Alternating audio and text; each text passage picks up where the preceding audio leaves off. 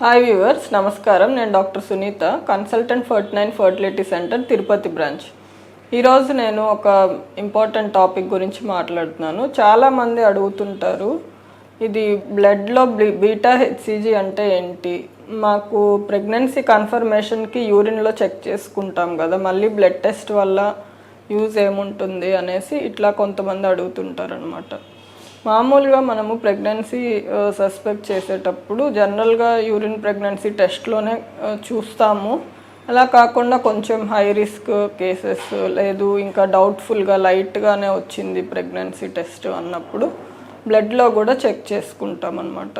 ఏం టెస్ట్ చేస్తాము అంటే బీటా హెచ్సిజీ అంటే బీటా హ్యూమన్ కొరియానిక్ గొనాడోట్రోపిన్. సో ఇది ఏంటంటే బేబీ యూట్రస్ యొక్క గోడకి అతుక్కున్నప్పుడు దాంట్లో నుంచి ప్రొడ్యూస్ అయ్యే హార్మోన్ అనమాట.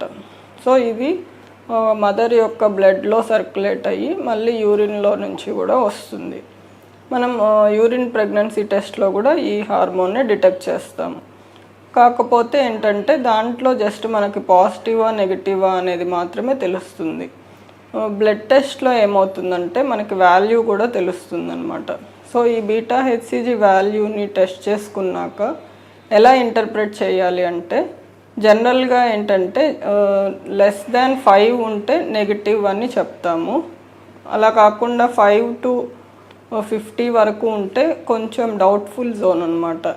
అంటే దాని ఎందువల్ల అలా వచ్చింది అనేది ఒక్కొక్కసారి ఏంటంటే ప్రెగ్నెన్సీ ఉంది కానీ హెల్దీ ప్రెగ్నెన్సీ కాదు అని ఉండొచ్చు. ఇంకొకసారి ల్యాబ్ చేంజెస్ వల్ల అయినా అయి ఉండొచ్చు. సో అలా ఉన్న గ్రే ఏరియాలో ఉన్న వాళ్ళకి ఏం చేస్తామంటే మళ్ళీ ఒక 48 hours తర్వాత సేమ్ సీరం బీటా హెచ్సిజీ టెస్ట్ని రిపీట్ చేసి చూస్తాం.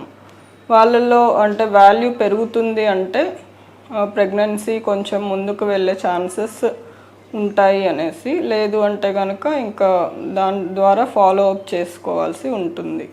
నెక్స్ట్ అలా కాకుండా 50 అబోవ్ ఉంది అంటే కనుక ప్రెగ్నెన్సీ పాజిటివ్ అనేసి దాని అర్థం అనమాట, హెల్దీ ప్రెగ్నెన్సీ వస్తుంది అని చెప్పి. సో ఇదన్నమాట బీటా హెచ్సిజీ వాల్యూస్ గురించి. Hope this video is helpful for you. Thank you very much.